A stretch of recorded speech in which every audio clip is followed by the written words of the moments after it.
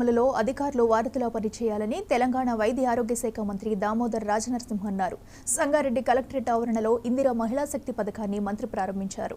ఈ సందర్భంగా కలెక్టరేట్ ఆవరణలో ఏర్పాటు చేసిన క్యాంటీన్ను అటవీ శాఖ మంత్రి కొండా సురేఖతో కలిసి ప్రారంభించారు. లబ్ధిదారులకు ఇందిరా మహిళా శక్తి రుణాల చెక్కులను అందజేశారు. అనంతరం కలెక్టరేట్లో జిల్లాలో అమలవుతున్న 6 గ్యారంటీలపై సమీక్ష చేశారు.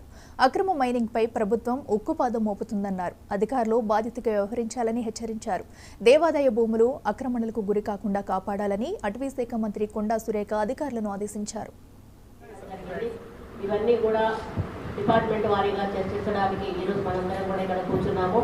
కాబట్టి బ్రీఫ్గా ఏదున్నా కూడా మరి పాయింట్ వైజ్గా మీరు త్వరగా ఆ యొక్క ఇష్యూస్ ఏదైతే ఉంటాయో మా దృష్టికి తీసుకొస్తే మేము మళ్ళీ క్రాస్ చెక్ చేసుకోవడానికి వేసే క్వశ్చన్స్కు కూడా మీరు ఆన్సర్ ఇవ్వడానికి రెడీగా ఉండండి. ఒకటి మాత్రం ఏం చెప్తా ఉన్నాను అంటే ఏదో మేము అడిగాం కదా అని ఏదో ఒక ఆన్సర్ చెప్పి వదిలేయడం కాదు.